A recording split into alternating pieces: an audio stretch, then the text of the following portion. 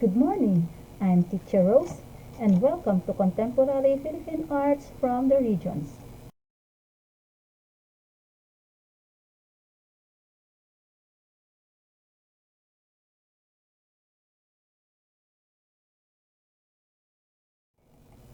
For today's presentation, I'm going to tackle the National Artists of the Philippines, National Commission for Culture and the Arts, National Artist Award, the qualifications on how to be a national artist, other benefits to be received by a National Artist Awardee, and the National Artists for Visual Arts, and present some of their works.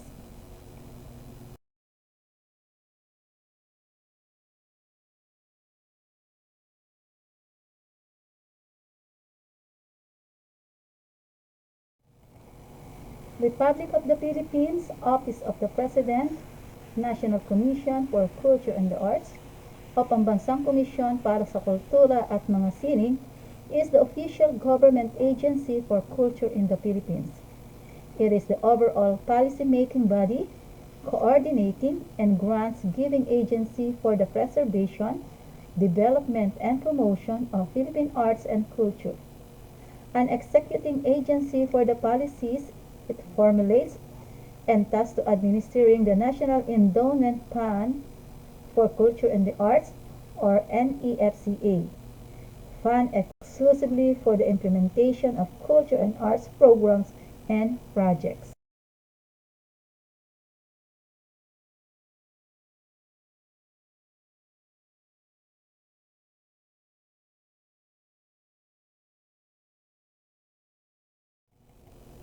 The National Artist Award is the highest distinction bestowed upon Filipino artists whose body of work is recognized by their peers and, more importantly, by their countrymen as a sublime expression of Philippine music, dance, theater, visual arts, literature, film and media arts, architecture, and design.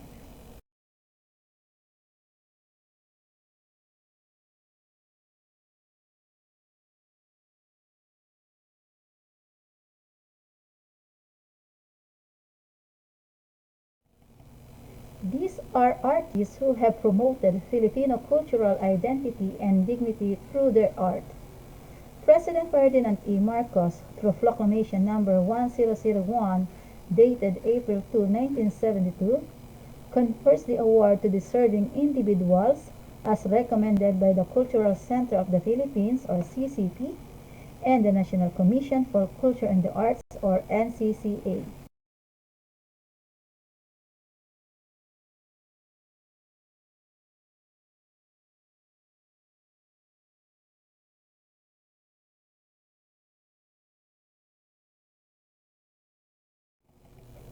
So how to become a national artist? First, an announcement to be made by the NCCA and the CCP. Order of the National Artist Secretariat for the opening of nomination for the said award. And here are the qualifications. Number 1, the artist must be a Filipino citizen or at least at the time of nomination, an artist who has passed or can still be nominated as long as he or she was a Filipino before they died. The artist should have contributed in building a Filipino sense of nationhood as seen in their works. Number 3, the artist should lead the way in a new creative expression or style, separating themselves from others and in turn have influenced other generation of artists.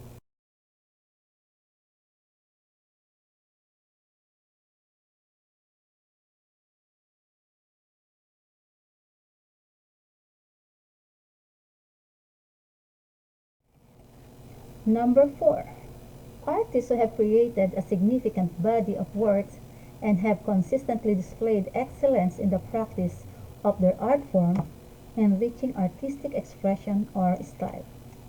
Number 5, artists who enjoy broad acceptance through prestigious national or international recognitions, awards in prestigious national or international events, critical acclaim or reviews of their works, and respect and esteem from peers within an artistic disciplines. Once qualified, the nomination will be studied and reviewed by the NCCA and CCP. They would then submit the recommendation to the President of the Philippines. The President would release a proclamation granting the artists respective rank and title to the nominees. The awardees would be conferred in a ceremony arranged by the NCCA and CCP Secretariat.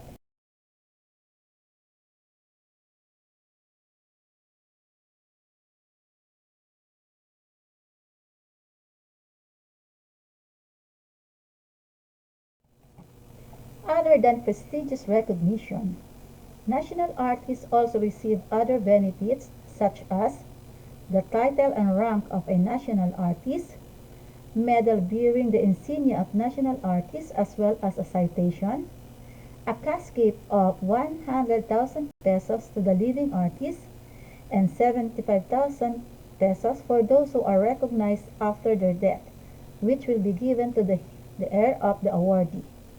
Number 4. Monthly pension with medical and hospitalization benefits. Number 5. Life insurance to those who are still qualified. Number 6. State funeral and interment at the libingan ng mga bayani. And number 7. A reserved place at state functions, awarding ceremonies and cultural events.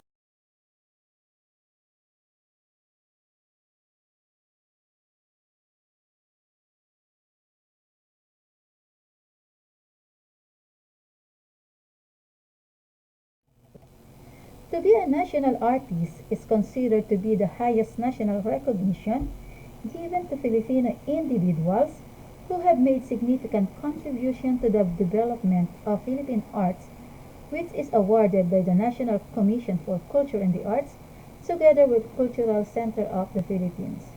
And here are our national artists for visual arts.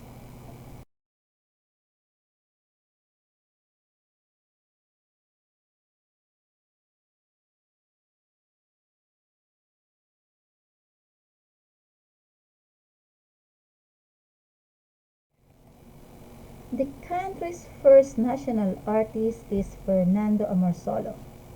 He was given the official title, the Grand Old Man of Philippine Art.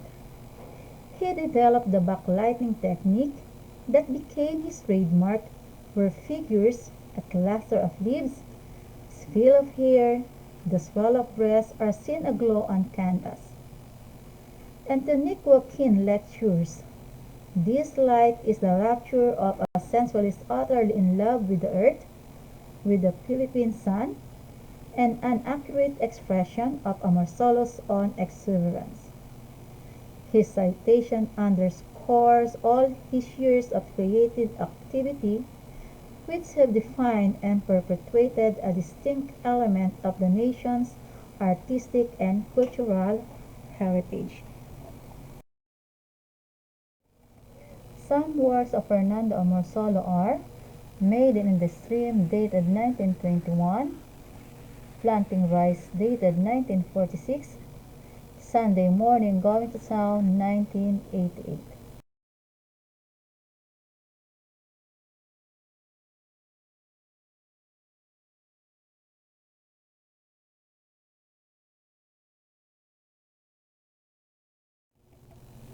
National Artist for Painting dated 1973, Carlos Botong Francisco.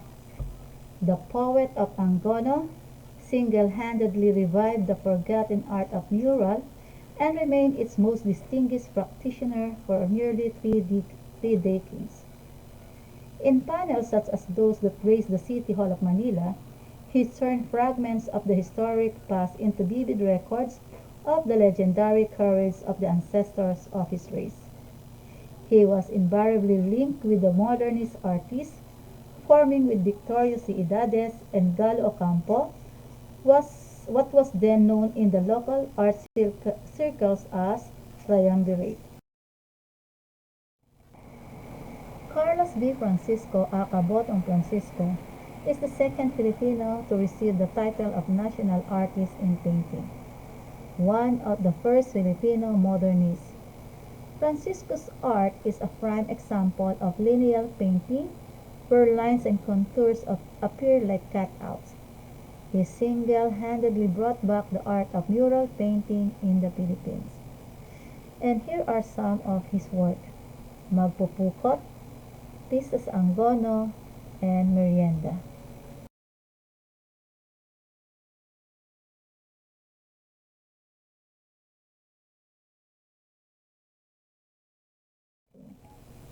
National artist for painting dated 1976 is Victorio Eedatus. He also emerged as the father of modern Philippine painting. He painted distorted human figures in rough, bold and pastel stroke, and standing tall and singular. His advocacy and practice of what he believed is creative art. Unlike Amarsolo's bright, sunny, cheerful views, his colors were dark and somber with subject matter or theme depicting laborers, factory workers, or the simple folk in all their dirt, sweat, and grime. Some works of Victorio Eedatus are Mother Nature's Bounty Harvest, dated 1935, and the sketch dated 1928.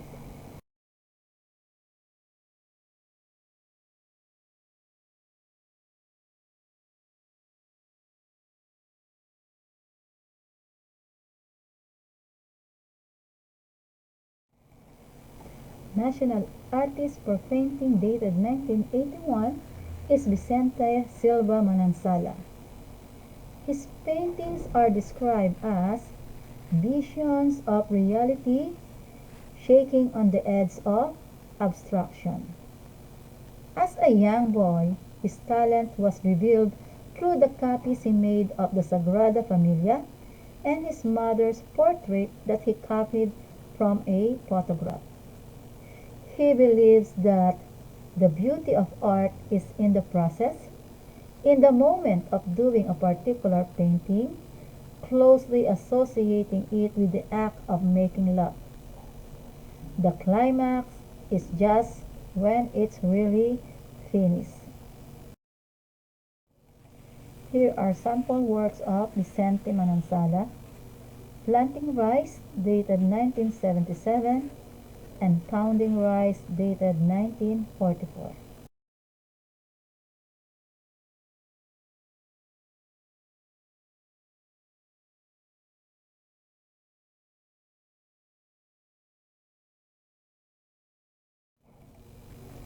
The next national artist for painting dated 1999 is Jerry Nabarro Elizalde. He is a versatile artist, being both a proficient painter and sculptor. His devotion to the visual arts spans 40 years of drawing, printmaking, graphic designing, painting, and sculpting. His masks carved in hardwood merge the human and the animal. His painting consists of abstracts and figures in oil and watercolor, and his assemblage fuse found objects and metal parts. He has done a series of figurative works drawing inspiration from Balinese art and culture. His power as a master of colors, largely evident in his large four-panel titled The Seasons, 1992, at Prudential Bank Collection. Some of his works are The Music Makers and I'm Sorry Jesus, I Can't Attend Christmas This Year.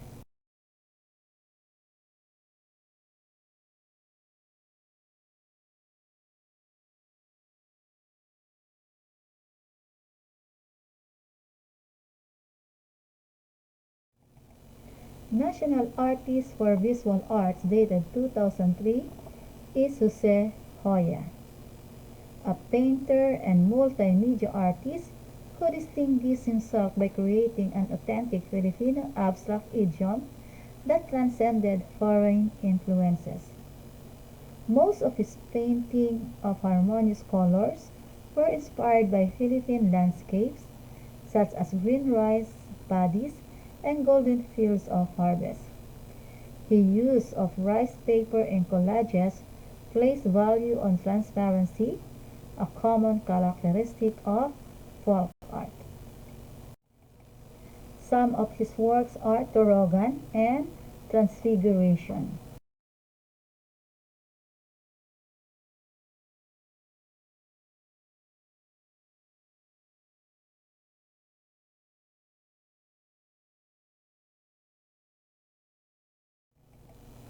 National Artist for Visual Arts dated 1990, Cesar Legacy, a pioneer of neo-realism of the country, remembered for his singular achievements of refining purism in the Philippine context.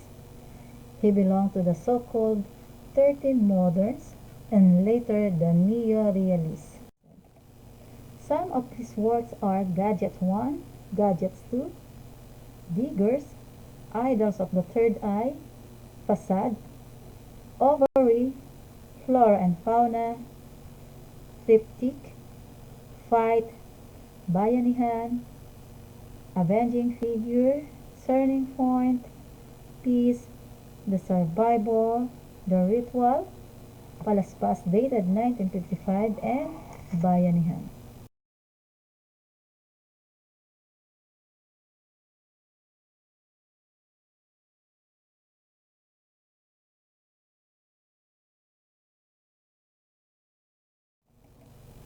National Artist for Visual Arts dated 1991 is Fernando R Ocampo.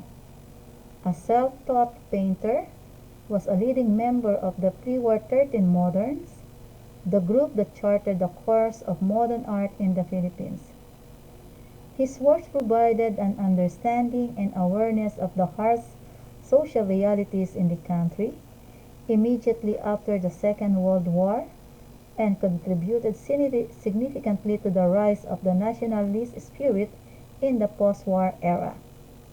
It was, however, his abstract works that left an indelible mark on the Philippine modern art.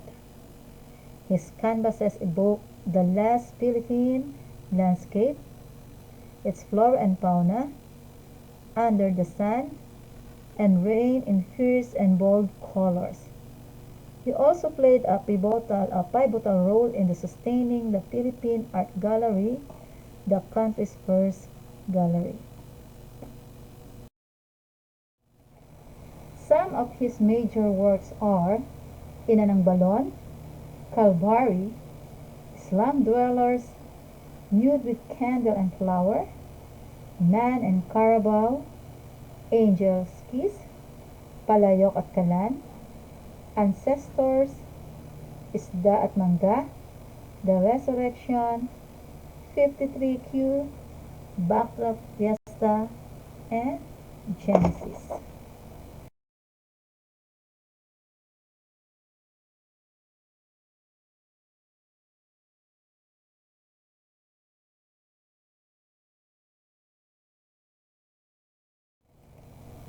National Artist for Visual Arts dated 1977 is Arturo Luz, a painter, sculptor, and designer for more than 40 years, created masterpieces that exemplify an ideal of sublime austerity in expression and form.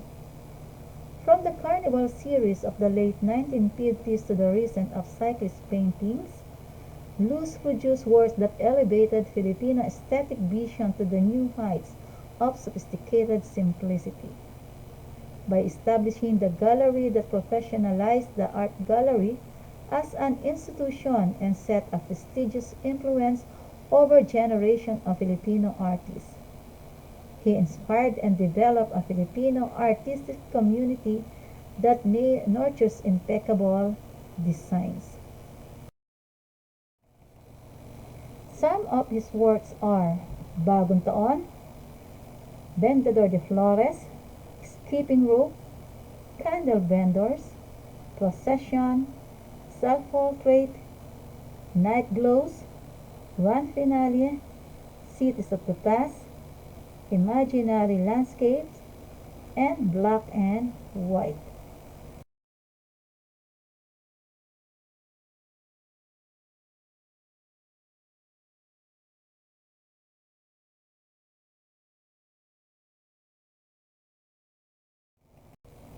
National Artist for Visual Arts dated 2001, Ang Kiyokuk o Ang Wa-shing.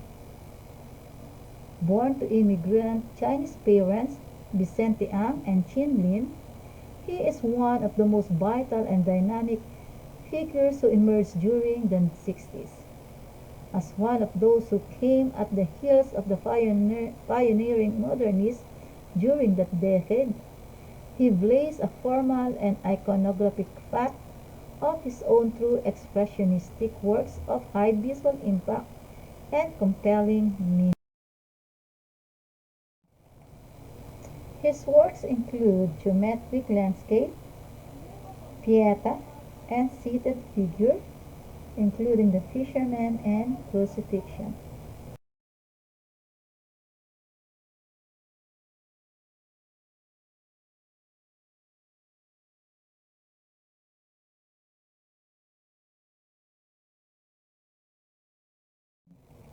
National Artist for Visual Arts dated 2006 is Benedict Arcabrera, who signs his paintings Bencab upheld the primacy of drawing over the decorative color.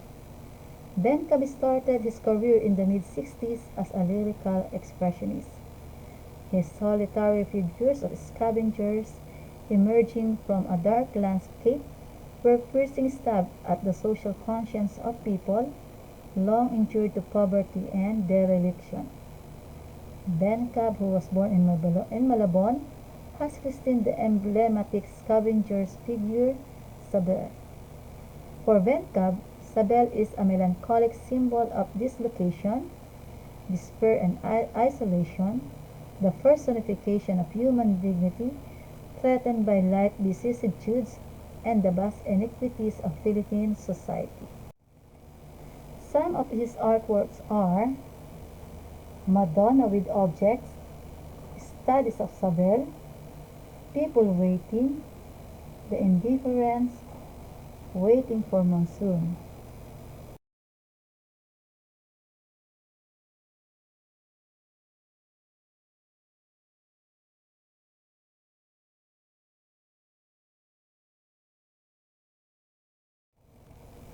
National Artist for Visual Arts dated 2006 is Abdulmari Ali, a native of Sulu, a sculptor, painter, photographer, ceramist, documentary filmmaker, cultural researcher, writer, and articulator of Philippine Muslim art and culture. Through his works, the indigenous Ukil, Sarimanok, and Naga motifs have been popularized and instilled in the consciousness of the Filipino nation and other peoples as original Filipino creations. With his large-scale sculptures and monuments of Muslim and regional heroes and leaders gracing selected sites from Batanes to Tawi-Tawi, Imaw has helped develop among cultural groups trust and confidence necessary for the building of a more just and humane society. Some of his work are Industry Brass Mural, Sarimanok Series, Mural Relief of Filmmaking, Industrial Mural, and Sulu Warriors.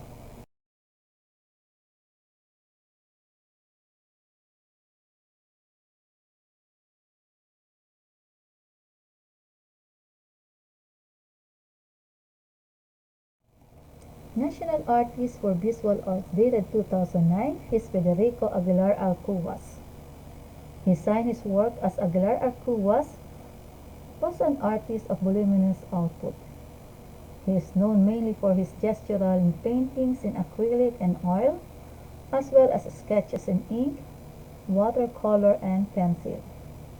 He was also a sculptor of note and has rendered abstract and figurative works in ceramics, tapestries, and even in relief sculptures made of paper and mixed media, which he simply calls aqua saics. The preference to use his maternal name was more for practical reasons. Alcuas was rarer than the name Aguilar, and thus ensured better recall. It was also simpler to drop the customary Y between the two names. His works are Tres Marias series and still life painting.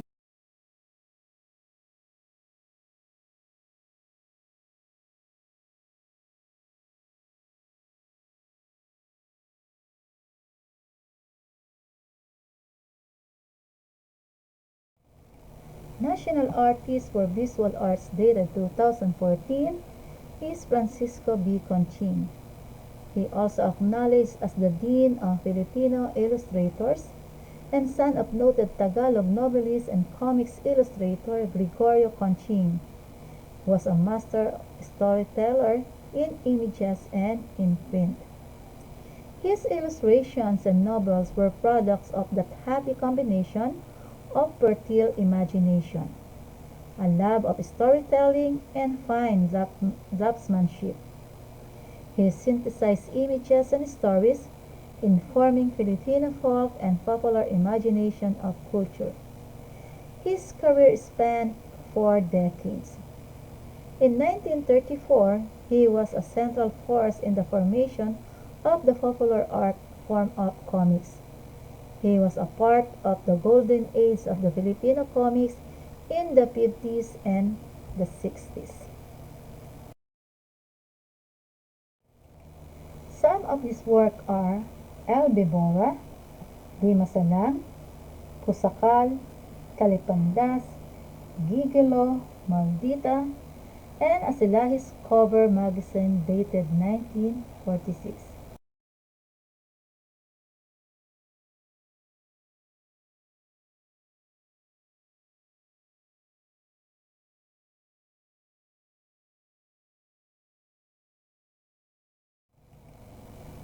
National Artist for Sculpture dated 1973 is Guillermo E. Tolentino, a product of the revival period in Philippine art.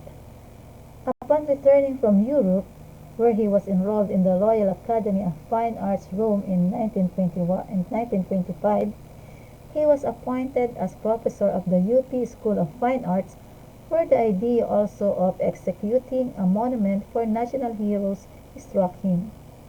The result was the UP Oblation that became the symbol of freedom of the campus. Acknowledged as his masterpiece and completed in 1933, the Bonifacio Monument in Caloocan stands as an enduring symbol of the Filipinos' cry for freedom. Honored as National Artist for Sculpture in 1973, and was known for designing the seal of the Republic of the Philippines and the gold and bronze medals for the Ramon Magsaysay Award, Tolentino's works include the UP Oblation, bronze figures of President Quezon at Quezon Memorial, life-size bust of Jose Rizal, marble statue of Ramon Magsaysay, and monumento ni Bonifacio.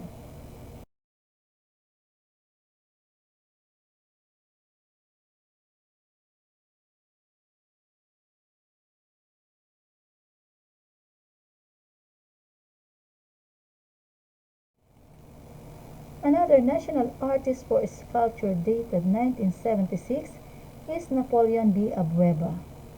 At 46 then, Napoleon B Abueba, a native of Bohol, was the youngest national artist awardee. Considered as the father of modern Philippine sculpture, Abueba has helped shape the local sculpture scene to what it is now. Being adept in either academic representational style or modern abstract, he has utilized almost all kinds of materials from hardwood like molabe, acacia, langka, wood, ipil, kamagong, palmwood, and bamboo, to adobe, metal, stainless steel, cement, marble, bronze, iron, alabaster, coral, and brass. Among the early innovations Abueba introduced in 1951 was what he referred to as buoyant sculpture. sculpture meant to be appreciated from the surface of a placid pool.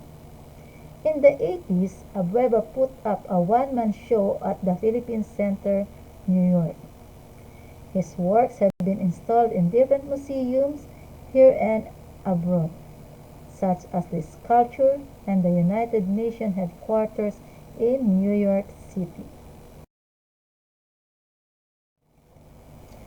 Some of his works are Kaganapan, Kiss of Judas, 30 Pieces of Silver, The Transfiguration, UV Gateway, 9 Muses, Sunburst, Bronze Figure of Teodoro Calao, National Shrine Murals in Marble, and Magdangal.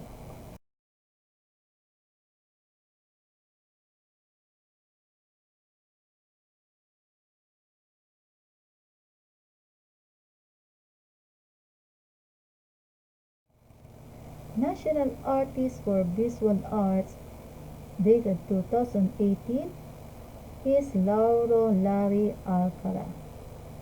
He created over 500 characters and 20 comic strips in widely circulated publications.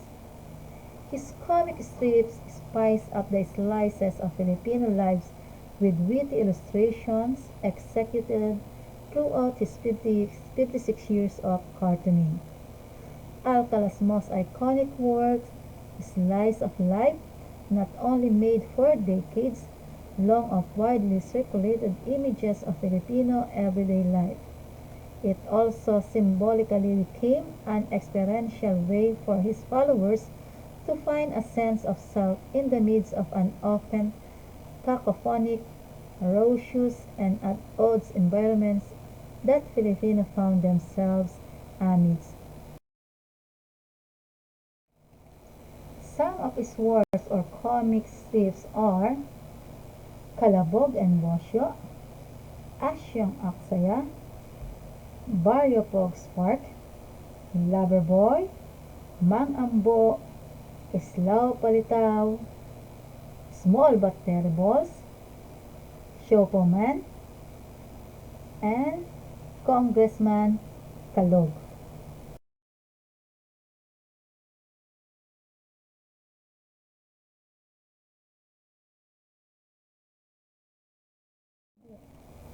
This is the first part of my presentation about National Artist Awardees. Again, I'm Teacher Rose, saying, share love to everybody, be a blessing to everyone. Thank you.